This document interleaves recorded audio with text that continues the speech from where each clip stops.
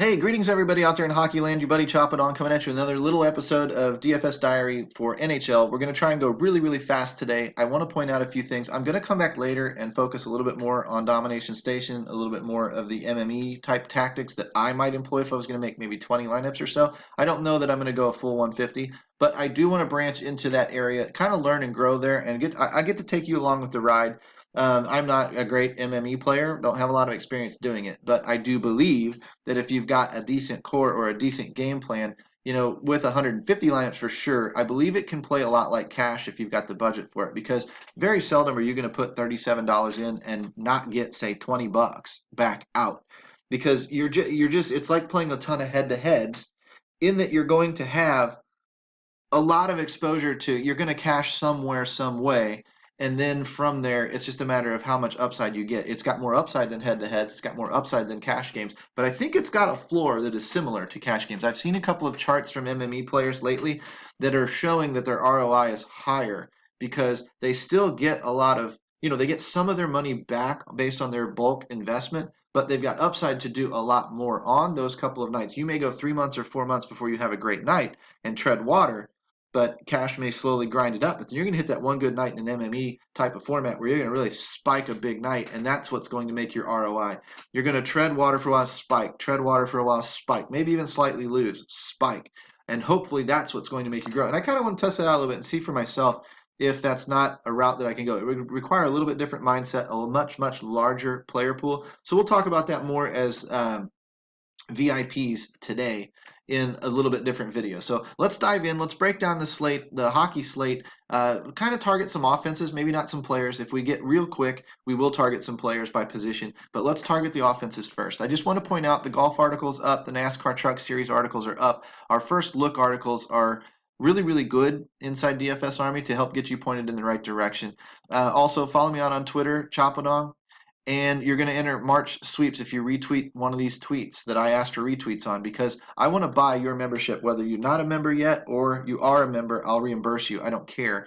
I enter everybody that retweets these articles into as sweepstakes at the end of the month, and I buy at least one person's month that next month. I'm going to do this probably all year long, and hopefully if I get new members that keep signing up and that number grows for a month, I'll unlock a second spot, a third spot, whatever. Hopefully by the end of the year, we're unlocking 2 to 3 spots a month with NFL. And I mean, I know back in November, I bought, I think 2 people or 3 people. I would like to make it that much fun. I think it's more fun to give back than it is to take from the industry. It's served me well so far. Thanks for the love, the support, the like, the subscribe, all that kind of stuff, because we're growing and we're obviously doing something along the lines of good for the DFS community by sharing the information.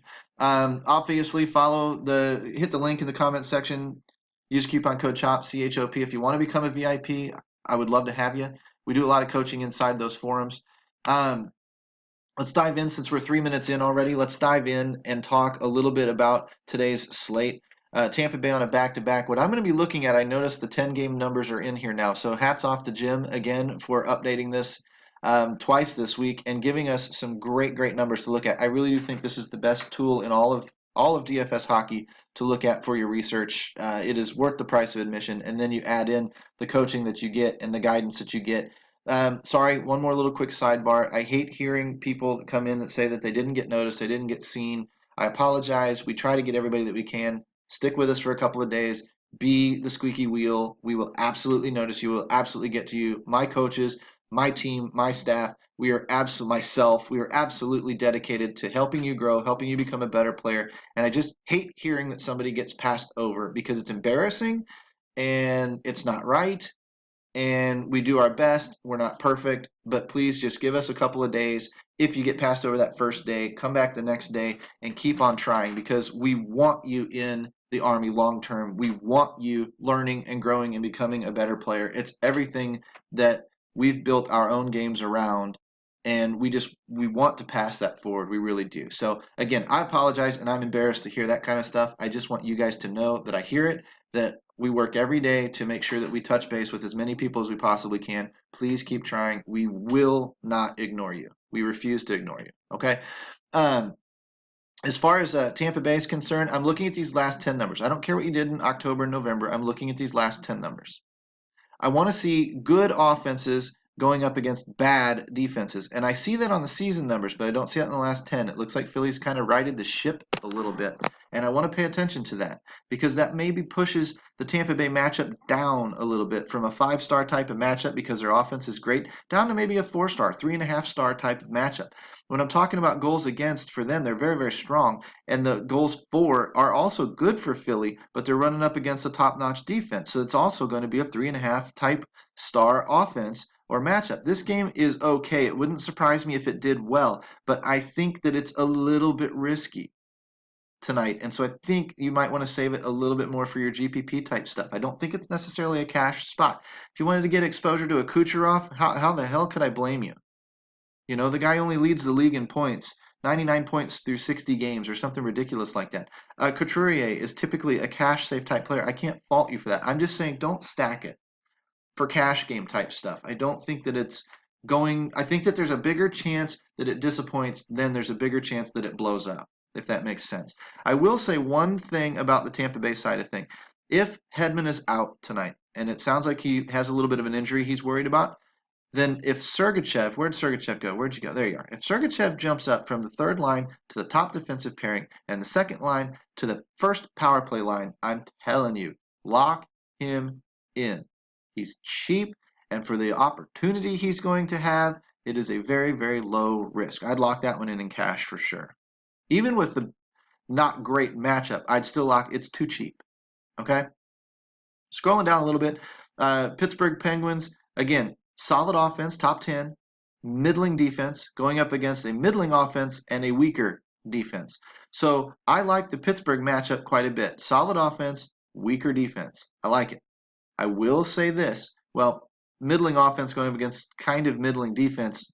I'm not high on the Devils, but what you will see if we get to it is the value the Devils have been bringing lately. And I had this pointed out in our coaching forums. It's a community in there, man. I miss stuff. Everybody misses stuff. I had it pointed out to me, hey, Chop, not quite so fast. New Jersey's past 3 or 4 games have been pretty good. So we saw some numbers that kind of bore that out a little bit. Maybe these numbers here are games, 6, 7, 8, 9, 10 on the back half of that. If you looked at the last 5 games, maybe you'd see these rankings change. That's where you can go to NHL.com and do a little bit of that search. Go back as deep as you want, 5-game sample sizes, and look and see if they aren't better than the 28th or 18th or 18th or 19th ranked offense. That would help. That would explain some of the value that a Heischer and a Palmieri and whatnot are bringing right now. I will tell you this: Heischer on the 2 and 2 and Palmieri on the 1 and the 1 do not correlate. They're essentially 2 one-offs if you use them in the same lineup. And that's just not. It's okay on shorter slates and stuff. It's just not something I would do on a bigger slate like this. If you want to know how to correlate these lineups and stack and stuff like that, you're going to need to either watch some other videos that I've done or hit me up in the coaching room, and I'd be happy to go through it with you. It's just I don't have time to do it right now. I do like Pittsburgh. I'm not on New Jersey, although there are some value plays on New Jersey that I'll hopefully show you here in a minute. New Jersey or New York, not on them. Weaker defense, weaker offense, middling defense. Weaker offense, middling defense. Good offense, good defense. So weaker defense, good defense. I'm sorry, weaker offense, good defense, 2-star matchup, tops. Good offense, middling defense, 3 to maybe 4-star offense tonight for Carolina. I like Carolina. I like Pittsburgh. I like Carolina. Scrolling down a little bit, Buffalo. Not terrible offense. Good defense. So that's definitely 2.5, 3 stars. Okay offense to a little bad at home lately. Really bad defense. So again, 2 stars. 2.5 stars. I'm just trying to give you an idea so you can focus on 4 and 5-star plays. I'm not saying you can't grab one-offs out of these offenses. I'm saying that as an offensive matchup on the whole,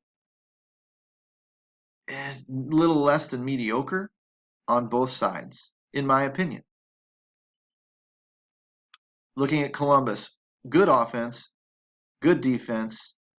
Not a big fan of this road 12th ranked offense and home 3rd ranked defense. That's going to push them down under that 2.5 stars to me, 2-star maybe. They're also on a back-to-back. So, somewhere around 2-star matchup. Defense is not great, certainly not good on the road, and that gives the offense a little bit of a chance maybe, being that it's a little bit better at home, but I don't like this game as a whole. I don't think we've got any real offense. Now it'll probably blow up and be the game of the night, but I just am looking at it very middle of the road, very 2-star, 3-star type stuff. Anaheim, 1-star offense, 0-star offense, bad defense. Puts Minnesota in an okay spot if Minnesota had an offense worth of crap themselves. Bad defense. So bad offense going up against a bad defense, who knows? Bad offense going up a bad defense, who knows? What I will tell you is in NFL, we like to target these situations as potential sneaky GPP type shootouts because two bad defenses going up against each other a lot of times leads to offense. I don't know where it's going to come from out of these two teams. You might want to find some production and some, last five production like a Getzlaff.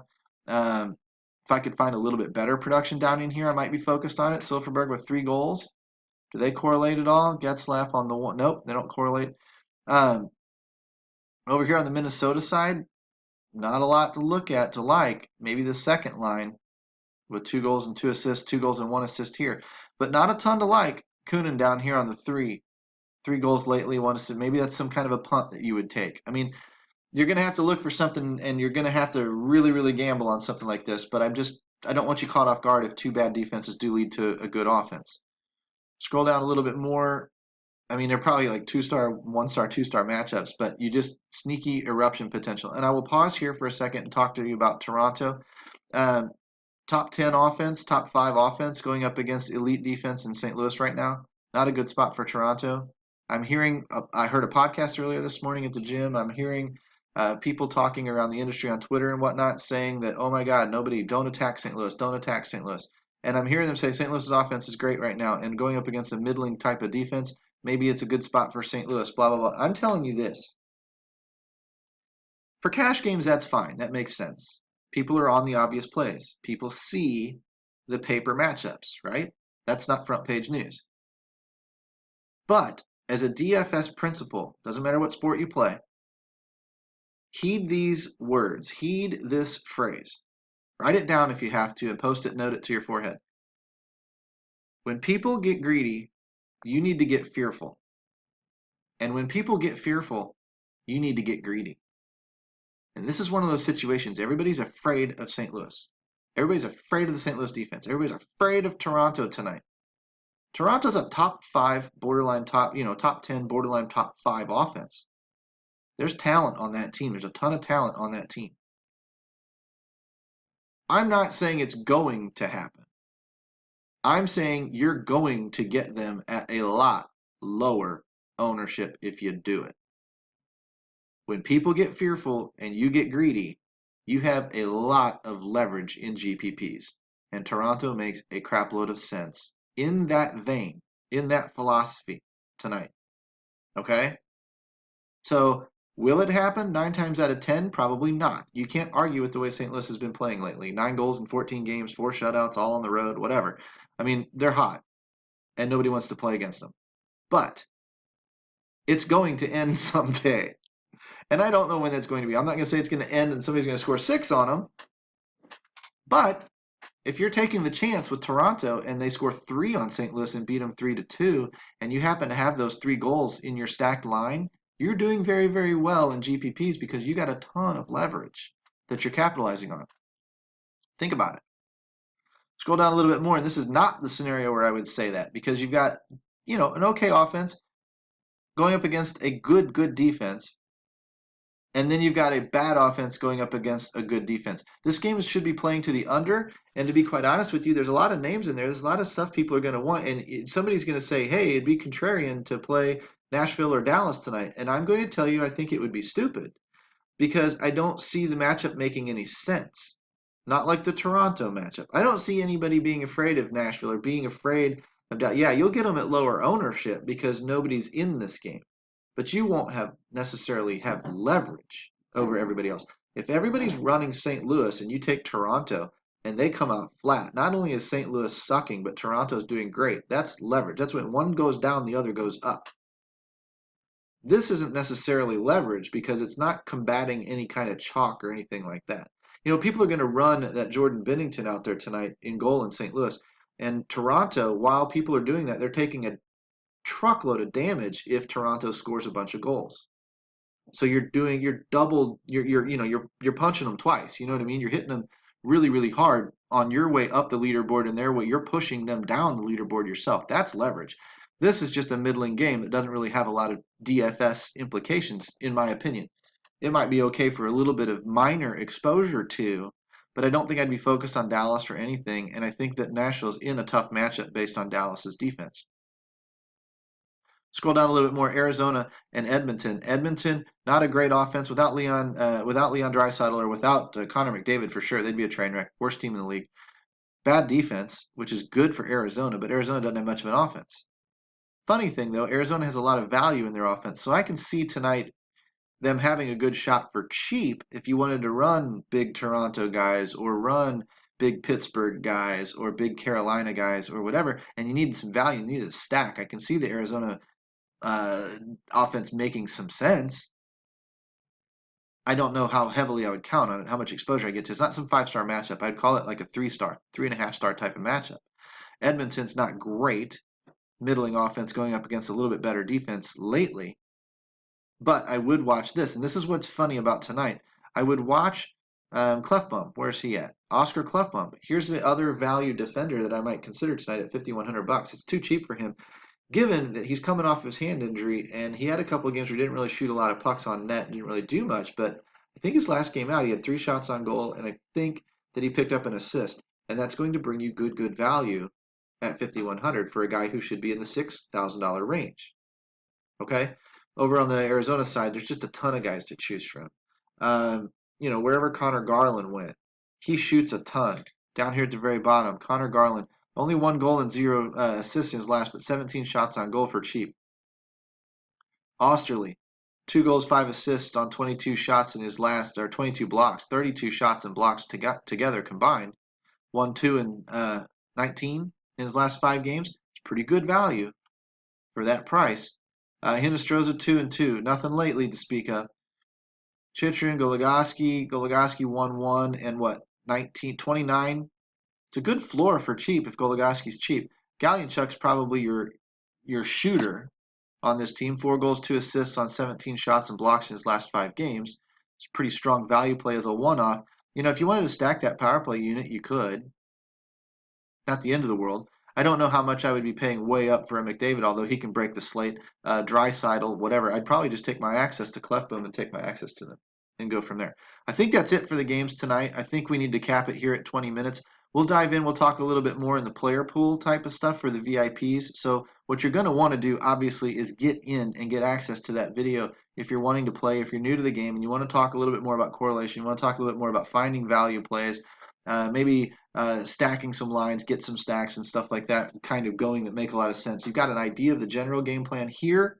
You'll get a deeper idea and a more of an MME approach maybe there if I can shift my brain and start thinking about it. So come back and see me. Click the link at the bottom, dfsarmy.com. Use that coupon code CHOP. It's a grandfathered discount that stays with you the life of your membership. The 20% never goes away. Your price never goes up. If our price someday goes to $100 a month, you still be at the same price that you paid today. That doesn't change either. 2 of the biggest benefits that we offer. And you can't put a price tag on the coaching and the question and answer and the interaction and everything else. And again, I apologize if we miss you. Please keep talking. We will get you. We will pick you up, scoop you along, and bring you with the team that's doing a ton of winning right now on this all-star break for the NBA. So come back and see us. Chop it on. What is it, February 19th? I'm out of here for today, and I will hopefully talk to you guys tomorrow.